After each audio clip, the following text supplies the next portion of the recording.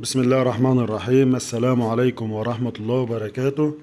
فيديو جديد على القناة. فيديو اليوم الخميس بتاريخ 20/2/2025. إن شاء الله معانا في الفيديو أسعار الرز الشعير والرز الأبيض ومخلفات الرز، وأسعار القطن، وأسعار الذرة المستورد والذرة البلدي، وأسعار الفول البلدي. اللي حابب يشترك في القناة بيشترك من تحت الفيديو، بيلاقي كلمة اشتراك بيضغط عليها وبيفعل الجرس كده يوصله إشعار وقت تحميل الفيديو على الموبايل أول بأول. طبعا الأسعار اللي بنقدمها أسعار السوق الفعلية في نفس اليوم اللي بنقدم فيه الفيديو. يعني النهاردة الخميس، دي بالأسعار التنفيذية اليوم. ليه بنقول كده؟ لأن في ناس بتيجي مثلا تشوف الفيديو بعدها ب3 أيام وتعلق وتقول إن الأسعار مش مظبوطة، فبيبقى سعر وتاريخ الفيديو يوم بيوم، واصلا ممكن السعر يتغير في نفس اليوم. ده تمويه بسيط عشان الناس تبقى فاهم. بالنسبة لسوق النهاردة، الرز الابيض العريض اعلى جودة، زيت وبخار وسوليتكس. البضايع العالية بتراوح سعر الطن من ارض المضرب بضاعة كسر من 8 ل10%، من 27,000 ل27,200. البضايع المتصفية بتوصل 28,000، والبضايع السوبر بتعدي 28,000. ودي بضايع بتبقى مخدومة كويس جدا، وبضايع درجة أولى. بالنسبة لأسعار الرز الأبيض الرفيع على جودة، زيت وبخار وسوليتكس. البضايع العالية تراوح سعر الطن من أرض المضرب من 24,800 ل25. دي البضاعة كسر 8%. بالنسبة لأسعار الرز الأبيض بتختلف حسب نسب الكسر، كلما زادت نسبة الكسر قل السعر، وعلى حسب برضو خدمة المضرب. ده بالنسبة لسوق الرز الأبيض اليوم. بالنسبة لأسعار الشعير، سوق الشعير كان فيه عرض امبارح آخر اليوم، وعرض النهاردة على أول اليوم. مع وجود الطلب فده عمل ثبات واستقرار في السوق اليوم. ثبات السوق في الأماكن اللي فيها عرض متوسط، ونزول في 100 جنيه في العريض والرفيع في الأماكن اللي فيها عرض كتير، عشان مش كل الأماكن فيها عرض وبنفس الكمية. فده حال السوق عموما حاليا. لو العرض قل الأسعار بتزيد، العرض زاد الأسعار بتنزل، ولو العرض مساوي للطلب الأسعار بتثبت، عشان محدش يرجع يقولك إن السوق بيتحكم فيه ناس معينة. هو السوق اللي بيتحكم فيه العرض والطلب فقط لا غير. وطبعا مهم جدا برضو توافر النقدية أو الفلوس. ده حال السوق باختصار.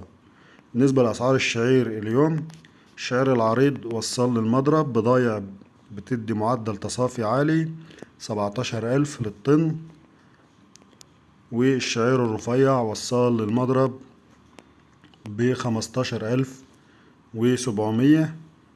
ممكن الأسعار تزيد 100 في الوصال حسب الدفع آجل أو كاش.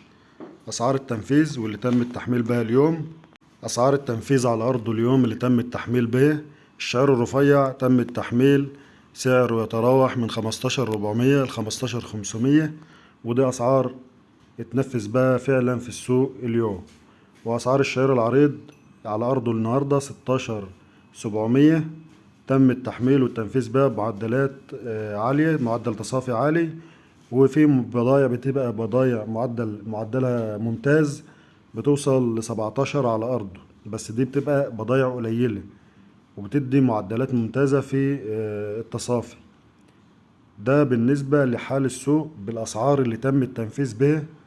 واحنا بنقصد نقول الأسعار اللي تم التنفيذ بها لأن دي بيبقى السوق الفعلي اللي تم التحميل والتنفيذ بها على أرضه.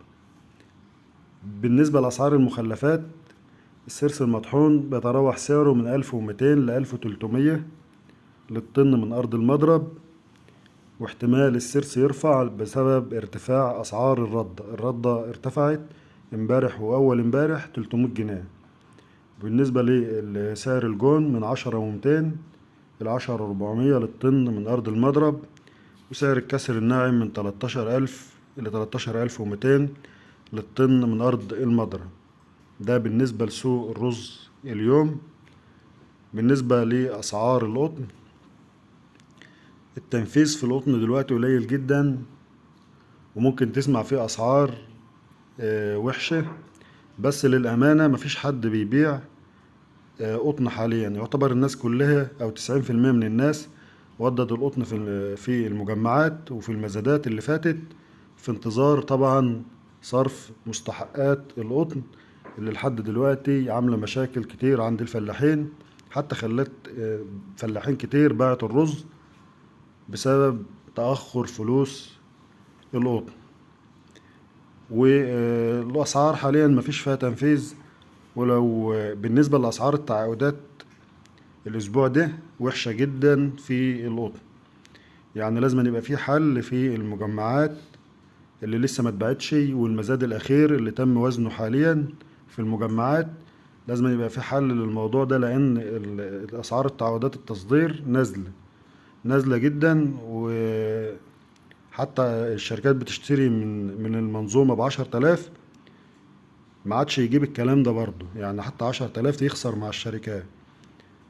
فهنشوف في اجتماع أكيد في شهر 3 إن شاء الله هيحددوا فيه كل حاجة.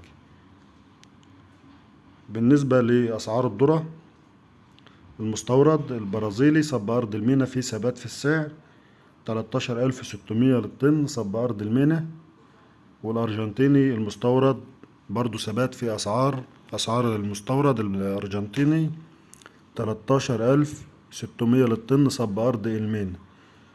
بالنسبة لأسعار الأوكراني في ارتفاع 100 جنيه 12,700 للطن الذرة المستورد الأوكراني صب أرض المينا.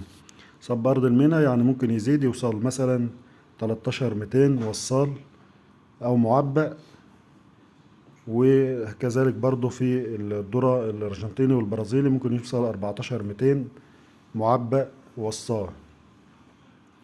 بالنسبة لأسعار الصويا المستورد 44% ب18,500، والصويا 46% 19,500 للطن صب أرض المينا. ده بالنسبة لأسعار الذرة المستورد. بالنسبة للذرة البلدي سواء أبيض أو أصفر بيتراوح السعر من على أرضه اليوم تنفيذ من 13,100 ل13,400 حسب درجة البضاعة وحسب المكان وحسب جودة البضاعة.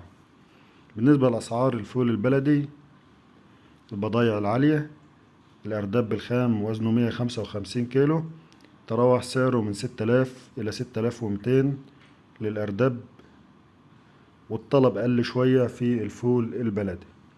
ده بالنسبة لأسعار اليوم، وبكده يكون وصلنا لنهاية الفيديو، والسلام عليكم ورحمة الله وبركاته.